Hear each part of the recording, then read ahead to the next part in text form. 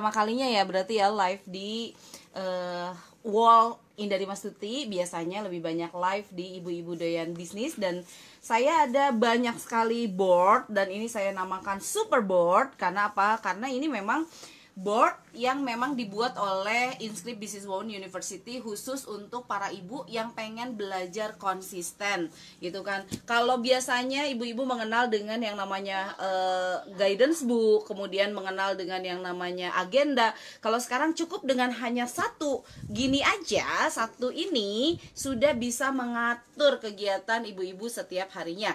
Contohnya ada daily activity, kemudian ada metrik pencapaian, kemudian ada board optimasi WhatsApp, kemudian ada MLM success board, ada get reseller board, kemudian ada papan kebaikan. Kemudian ini ada untuk anak-anak ya, ada kiddos daily activity, kemudian ada habit tracker board, kemudian ada juga financial board, ada kemudian peta mimpiku, ini lebih ke dream board, dan ada sosial media board. Nah ini izinkan saya untuk sharing satu persatu terkait dengan board ini. Yang pertama adalah peta mimpiku. Ini adalah kebiasaan saya itu setiap setiap akhir tahun, setiap bulan saya selalu bikin yang namanya peta mimpiku. Apa sih yang harus saya lakukan, apa yang harus saya capai setiap hari. Itu saya punya targetnya, sampai akhirnya kemudian bisa membuat peta mimpi yang diperuntukkan untuk dalam 1 tahun. Nah, di peta mimpi ini kita akan bahas tentang target karir dan pekerjaan ini apa.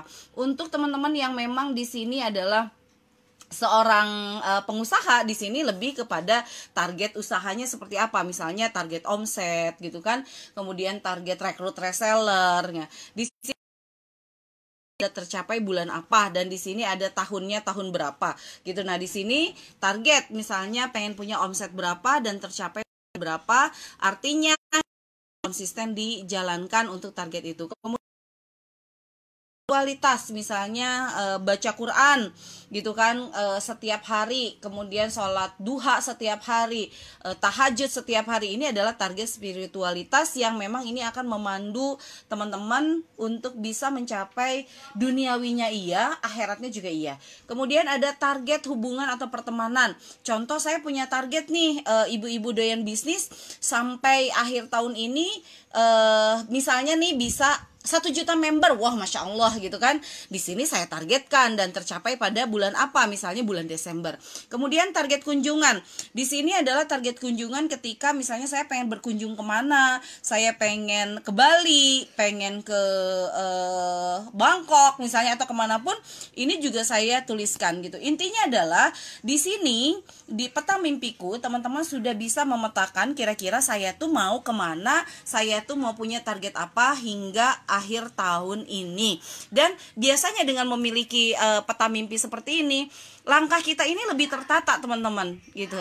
Nah, lalu di sini ada saya adalah. Nah, saya adalah ini lebih kepada bagaimana Anda mengafirmasikan diri Anda dengan sangat positif. Misalnya, saya adalah orang yang sangat pembelajar. Saya adalah orang yang kreatif. Nah, di sini dituliskan saya adalah orang yang kreatif. Kemudian target kesehatan. Contohnya nih, teman-teman ini sering pusing kepala gitu, atau sering sakit badan. Nah, target kesehatannya yang harus dilakukan apa? Harus lebih sehat. Maka kemudian bikin target, saya akan jogging misalnya 1 hari 30 menit. Nah, ini adalah target kesehatan. Dan kapan ini akan dilakukan? Tercapai bulan atau kapan akan mulai dilakukan? Kemudian di sini target penampilan. Target penampilan misalnya nih, saya pengen mulai 2020 ini selalu menggunakan warna merah. Nah, kemudian pengen lebih langsing, turun berapa kilo misalnya kayak gitu. Ini juga sangat mungkin dimasukkan ke dalam target penampilan. Target pengembangan diri, misalnya kita merasa ada kekurangan nih. Salah satunya kekurangan kita itu adalah terlalu gugup kalau ketemu sama orang baru. Oke, kalau gitu target pengembangan diri saya adalah saya menjadi orang yang lebih percaya diri gitu. Kemudian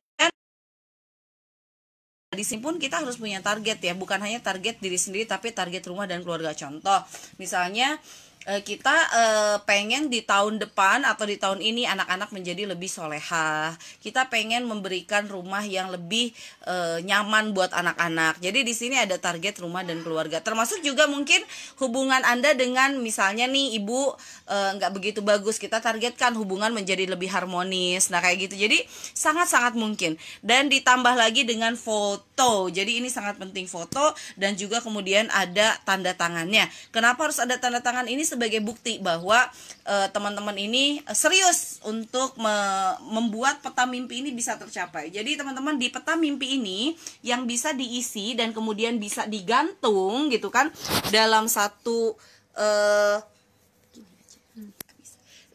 yang bisa digantung gitu kan dan bisa dilihat setiap hari. Ini teman-teman ini kemudian punya arah di 2020 atau 2021. Ini bisa untuk dipersiapkan untuk tahun depan juga. Ini saya mimpinya mau kemana dan ini langkah saya mau kemana gitu. Dengan adanya peta mimpi ini akan membuat teman-teman ini semakin bersemangat mencapai mimpinya satu persatu. Dan insya Allah saya sendiri termasuk pengguna daripada peta mimpi ini gitu kan. Saya setiap akhir tahun selalu membuat peta mimpi, dan inilah ini saya akan rela kembali. Supaya apa? Supaya ibu-ibu ini semakin paham bahwa penting banget loh untuk kita, untuk ibu rumah tangga memiliki yang namanya itu peta mimpi. Oke, setelah peta mimpi apa? Ini akan kita kaitkan lagi dengan target karir dan pekerjaan. Kita kaitkan lagi dengan peta mimpi. Teman-teman harus punya juga yang namanya itu financial board for mom. Karena gini, kalau kita ngomongin tentang target kunjungan, saya pengen pergi ke Bali gitu kan, saya pengen pergi ke Bangkok, saya pengen pergi kemana, itu kan butuh biaya. Saya di spiritual saya pengen umroh, tapi kan itu butuh biaya. Maka teman-teman harus smart dalam ngurusin budgeting. Nah di sini pun kemudian akhirnya saya buat juga yang namanya financial board for mom. Nah di sini adalah bagaimana teman-teman ini semakin terlatih untuk memiliki pola memanage keuangan secara lebih sehat. Dan biasanya itu dimulai dengan budgeting. Budgeting itu adalah kira-kira di bulan depan teman-teman ini akan membuat susunan pengeluaran itu seperti apa, mulai dari fixed cost-nya, variable cost-nya gitu ya. Ini untuk rumah tangga. Kemudian untuk budgeting bisnis, fixed cost-nya berapa, variable cost-nya berapa, ini juga penting gitu, karena teman-teman adalah pebisnis sekaligus ibu rumah tangga, jadi harus punya budgeting rumah tangga dan juga punya budgeting bisnis. Kemudian di sini teman-teman harus punya penghasilan tetap, kira-kira saya itu sumbernya dari mana dan jumlahnya berapa. Kemudian untuk target penghasilan bisnis sumbernya berapa, sumbernya dari mana, kemudian jumlahnya berapa. Penghasilan lain-lain sumbernya berapa, dari mana, dan kemudian jumlahnya berapa. Nah, tentang dream gitu kan. Kemudian baru di sini akan ada yang namanya dream. Target saya apa? Budget yang dibutuhkan apa? Berapa? Target waktu yang tercapai apa? Alokasi tabungan per hari berapa? Jadi contoh, teman-teman pengen berkunjung ke Bali gitu kan, di sini alokasinya adalah 4 juta. Masukkan ke sini. Target saya mau ke Bali, budget yang dibutuhkan adalah 3 juta. Target waktu tercapainya adalah kapan? Dan alokasi per hari harus nabung minimal 50.000 misalnya untuk bisa pergi ke Bali. Sama pun dari jangka panjang, ini kan terkait di sini. Investasi pun sama. Jenis investasinya apa? Misalnya sekarang lagi hingar-bingar dengan yang namanya logam mulia. Kira-kira saya mau jenis investasinya apa? Oke, saya mau investasinya logam mulia. Budgetnya berapa? Target waktu tercapai apa? Kapan? Alokasi perharinya berapa saya harus nabung? Dan utang. Di sini teman-teman harus juga teman-teman punya prediksi terkait dengan utang. Nama ke siapa berutang, jumlah utangnya berapa, target waktu lunasnya kapan, alokasi tabungan per hari sehingga akhirnya utangnya bisa terlunasi. Masya Allah banget. Jadi kalau kita ngomongin tentang board ini adalah yang dinamakan super board. Hanya satu halaman gini teman-teman, tapi sangat efektif untuk memantau aktivitas harian Anda, mulai aktivitas keuangan sampai aktivitas langkah Anda. Nah ini adalah financial board. Nah Di sini pun kita akan ngomongin tentang habit tracker for mom. Nah, ini adalah salah satu board yang juga ini sangat terkait dengan dua board yang tadi saya jelaskan. Habit tracker ini adalah bagaimana teman-teman juga konsisten. Nah, konsistennya itu nanti dilihat dari sini teman-teman. Contohnya adalah di target karir deh. Teman-teman pengen punya penghasilan minimal misalnya dalam 1 bulan, teman-teman ini harus punya penghasilan minimal 3,5 juta dalam 1 hari, gitu kan. Maka di sini targetkan T target, A-nya kemudian achievement-nya gitu, kemudian U-nya adalah utangnya, gitu. Jadi kalau kita ngomongin tentang ini kira-kira aktualnya gitu kan, kira-kira ini target saya 3,5 juta tanggal 1 ini tercapai enggak gitu ya aktualnya. Oh, ternyata aktualnya itu hanya 3 juta, berarti masukin di sini adalah utangnya 500.000. Berarti target besok 3,5 juta ditambah 5. Aktualnya berapa? Oh, ternyata cuma 3 juta. Berarti utang kita 1 juta dong. Besoknya ditambah lagi utang dan target yang kita miliki setiap hari. Akhirnya kita akan berpikir, gimana caranya saya bisa mencapai target yang sudah dicatat. Inilah yang dimaksud dengan habit tracker board. Bagaimana teman-teman ini kemudian punya konsistensi yang cukup kuat karena semuanya serba tertulis seperti ini. Ya, nanti teman-teman juga akan melihat terkait dengan produktivitasnya. Kira-kira saya ini produktif atau tidak sih di tanggal 1, tanggal 2, tanggal 3, tanggal 4. Jangan-jangan pas tanggal 2 kita cuma nonton drakor doang gitu kan. Jadi tidak produktif. Jadi nanti teman-teman boleh silangin ya, silang atau pakai di sini misalnya bikin dari spidol yang produktif itu warnanya apa, kemudian kurang produktif warnanya apa. Nanti warnanya ini tinggal dimasukkan ke dalam kotak-kotak yang ada di produktivitas, sehingga akhirnya setiap hari kita jadi tahu atau tidak ya. Nah, sama pun di sini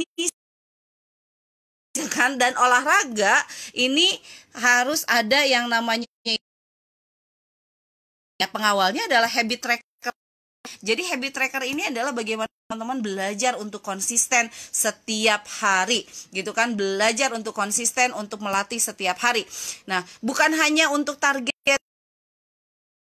misalnya yang tadi saya bilang pencapaian untuk pendapatan, tapi di sini pun teman-teman untuk target ini bisa macam-macam. Ada target rekrut reseller, ada target misalnya bayar utang, ada target misalnya baca Quran, ada target apapun ini bisa dilatih di sini.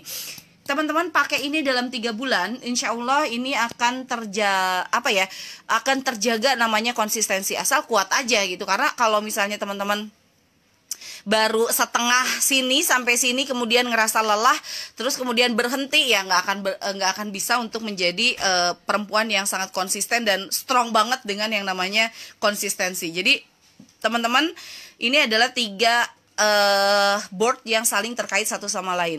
Nah, kalau terkait dengan konsistensi bukan hanya ibunya gitu kan, teman-teman juga harus mulai mengajarkan kepada anak. Apalagi kalau kita ngomongin tentang anak gitu kan, anak sendiri adalah orang yang dia akan mengikuti ibunya, karena ibunya adalah role modelnya. Makanya di sini pun saya sediakan yang namanya Kiddos Daily Activities gitu kan, dimana Kiddos Daily Activities ini adalah bagaimana teman-teman sudah mulai mengajarkan disiplin pada anak. Nah, di sini ada aktivitas harian, kemudian ada jadwal pelajaran, kemudian aktivitas aktivitasku di waktu pagi, siang, sore, dan malam ini harus dibuat oleh anak Anda gitu kan. Dan nanti saya akan kasih contoh juga seperti apa cara mengisinya. Kemudian kegiatan bersama keluarga ini juga dituliskan oleh anak-anak gitu kan. Intinya adalah di sini ada notesnya juga. Rajin belajar dan berdoa, tidak sering main gadget, baca buku tiap hari, harus disiplin, bereskan barang setelah dipakai, periksa tas sebelum pergi sekolah. Jadi ini adalah salah satu aktivitas yang bisa teman-teman terapkan kepada anak-anak di rumah. Apalagi yang mereka tidak memiliki daily activity sendiri, itu pasti agak, meskipun ada sih,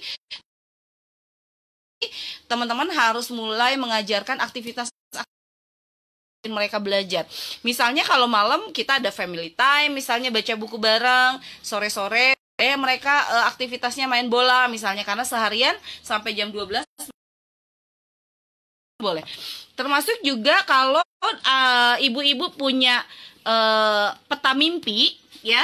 Kalau anak-anak punya papan kebaikan gitu kan. Di papan kebaikan ini anak-anak belajar tentang konsep positif yang akan mereka bawa sampai nanti mereka besar gitu kan. Mulai dari aku adalah misalnya Amar, lelaki kecil pemberani, atau aku adalah Nanit gitu kan, wanita solehah. Nah itu adalah kata-kata positif yang akan menjadi afirmasi buat anak-anak kita. Lalu tempelkan fotonya di sini. Ya, kemudian di sini juga ada cita-cita dia apa, gitu kan? Kemudian ada teman baruku apa. Nah, di sini kenapa sih ada teman baru teh gitu? Ya, salah satunya adalah bagaimana mereka bisa belajar bernetworking sejak kecil. Ya, di sini pun ada aku ingin berkunjung ke dan kapan. Nah, ini mereka bisa menyusun kira-kira mereka pengen pergi kemana sih. Kemudian bagaimana cara mereka jaga kesehatan. Ini ada contohnya rajin olahraga, tidur di awal waktu, makan sayur. Kemudian di sini hore sikapku jadi lebih baik. Ini ngajarin anak-anak untuk bisa menilai dirinya sendiri, gitu kan? Apakah mereka lebih sabar, mereka rajin menabung, atau seperti apa? Nah, di sini ada sayang kepada keluarga. Bentuknya seperti apa biar mereka yang mengisi. Ini ada contohnya, baik sama adik, bantu ayah dan ibu, misalnya kayak begitu. Dan kata-kata penyemangatku, jadi nanti mereka bisa bikin quote-quote yang memang bikin dia itu selalu semangat setiap harinya. Boleh berganti-ganti, karena si board ini bisa dipakai seumur hidup gitu kan. Ini bisa dihapus gitu kan. Ini bisa dipakai kapanpun, bisa dihapus, bisa diperbaharui. Intinya adalah beli satu bisa untuk selamanya sebetulnya. Oke, dan yang selanjutnya, yang super board ini adalah tentang get reseller board. Jadi bagaimana nanti teman-teman ini bisa membuat bikin sesuatu itu, misalnya saya pengen mau rekrut reseller dan bagaimana polanya. Nah, ini ada akan kita bikinkan teman-teman ini menjadi eksploratif, mulai dari step 1, step 2, step 3, step 4, kemudian step 5, kemudian ada step 6, step 6-nya mana ya? Step 6, kemudian step 7, step 8, step 9, step 10, 11, 12, 13, 14, 15. Ini adalah semuanya harus benar-benar diisi oleh teman-teman, mulai dari nama, brand, tahun berdiri, produk yang dijual, jumlah reseller saat ini dan kondisinya, kemudian target omset, kemudian target rekrut reseller. Kemudian di sini juga ada perbaikan yang akan dilakukan, kemudian ada timeline pengerjaan perbaikan kapan. Di sini ada rekrutmen checklist, apa saja yang harus disiapkan untuk perekrutan. Kemudian ada fasilitas reseller, kemudian ada standar reseller yang akan direkrut seperti apa. Kemudian ada jenjang fee atau diskonnya, ada reseller berapa, marketer berapa, ada reward dan punishmentnya seperti apa. Kemudian ada tata tertib grupnya, kurikulum pembinaannya. Pokoknya di sini sangat lengkap teman-teman. Dan bagaimana teman-teman mengisi sebetulnya gampang. Maka yang harus teman-teman lakukan adalah tambah ilmunya, tambah wawasannya. Karena apa yang bisa diisi di sini sebetulnya apa yang bisa teman-teman dapat. Misalnya ngikutin training online saya, bisa juga ke YouTube cari gimana sih membangun fasilitas reseller itu. Kemudian bagaimana teman-teman juga buku. Kemudian banyak banget hal-hal yang kemudian bisa teman-teman operasi untuk kayak anak-anak sekolah sekarang bisa pakai apa namanya itu ya, Brandly atau ya kayak gitu kira-kira. Intinya adalah harus sangat eksploratif ya teman-teman ya. Untuk yang